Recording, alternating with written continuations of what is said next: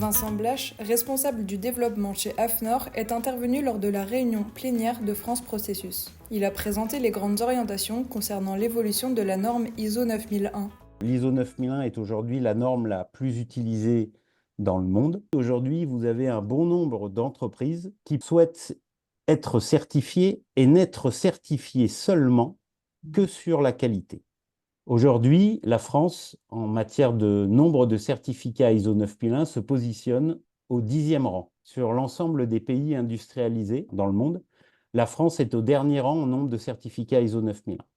Il a été demandé aux pays qui, justement, sont les plus utilisateurs de la norme s'ils considéraient que la norme version 2015 devait être mise à jour.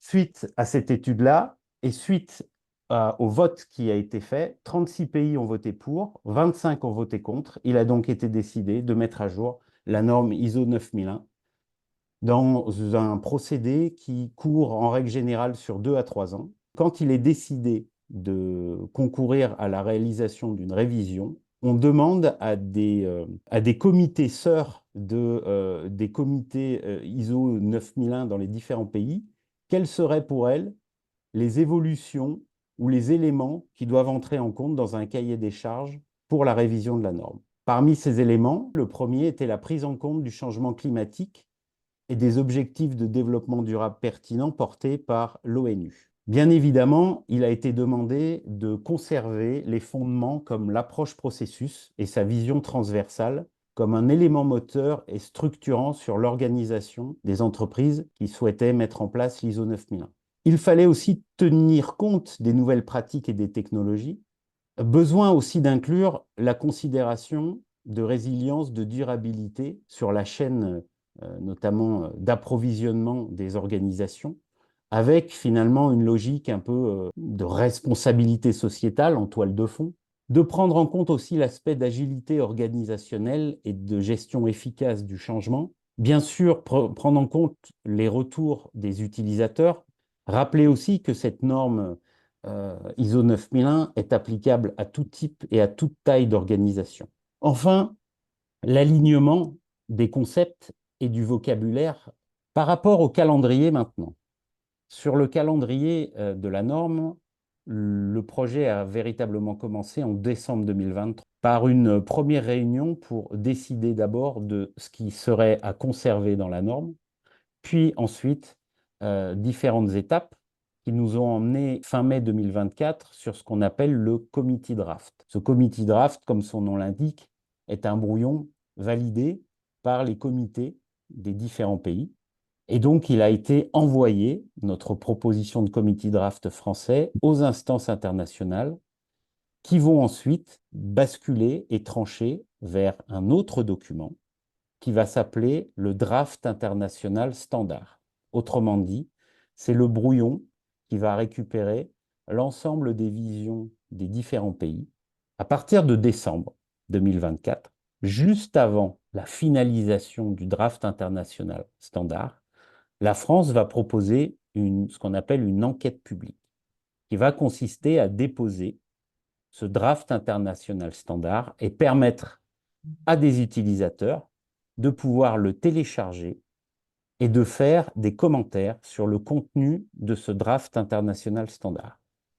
Plus un pays a de commentaires, plus sa position sera écoutée et passera avant celle des autres. Et on rentre dans la dernière phase qui est le FDIS, le Final Draft International Standard, qui courra tout au long de l'année 2025 et qui va majoritairement être basé sur des éléments de forme et des éléments en lien avec, par exemple, la norme ISO 9000 sur le vocabulaire, pour pouvoir permettre une sortie aux environs de novembre à décembre 2025. Sur les modifications préalables, beaucoup de structures se sont posé la question, aujourd'hui, je suis dans une norme sur la qualité et je dois avoir réfléchi ou déterminé quels sont les enjeux qui découlent des changements climatiques. Donc attention à d'abord bien se poser la question sur le premier angle, qu'est-ce que le changement climatique peut impacter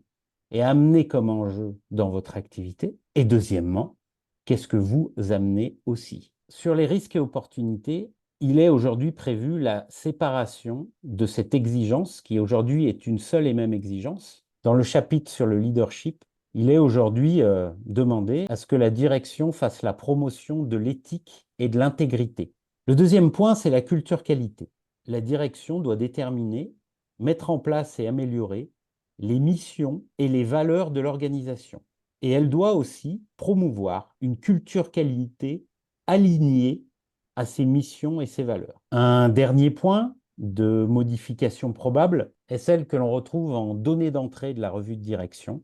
Aujourd'hui, dans la vision du committee draft, il est mentionné que les modifications dans les besoins et attentes des parties intéressées pertinentes doivent être prises en compte. Je vais maintenant passer aux éléments qui sont plus en discussion. Elles font des allers-retours parce qu'on sent que certains pays veulent le poser sur la table et d'autres ne sont pas forcément pour. Le premier, c'est l'expérience client. Ça n'échappe à personne qu'aujourd'hui, finalement, beaucoup d'entreprises se disent que la satisfaction client, c'est la finalité, mais que pour arriver et aboutir à tout ça, le client a vécu tout un parcours dans l'entreprise et que finalement, ce parcours est peut-être aussi important que la satisfaction finale. Le deuxième point d'explication, c'est la notion de continuité des affaires. Le troisième point, qui est aujourd'hui en discussion, ce sont les technologies émergentes. C'est toujours compliqué de donner des exigences sur des technologies émergentes, sachant qu'elles évoluent très vite et que finalement les entreprises les utilisent de différentes façons dans les entreprises. Parmi les mentions aujourd'hui mentionnées en note sur les technologies émergentes, on a plutôt tendance à regarder ce prisme-là sur l'angle environnement de travail pour le salarié et de dire que pour que le salarié puisse réaliser les tâches qui vont concourir à la conformité du produit ou du service livré, il va bénéficier de différentes approches, dont des approches liées aux technologies émergentes, l'intelligence artificielle, le métaverse, le chatbot et autres outils commencent à être à disposition des salariés dans leur environnement de travail pour concourir à l'amélioration des tâches qu'ils réalisent. Il y a aussi des approches culturelles qui peuvent interagir sur l'environnement de travail, et notamment parmi ces activités culturelles, la culture qualité et la qualité de vie au travail. Voilà ce que j'avais à vous dire sur la présentation de cette révision de l'ISO 9001.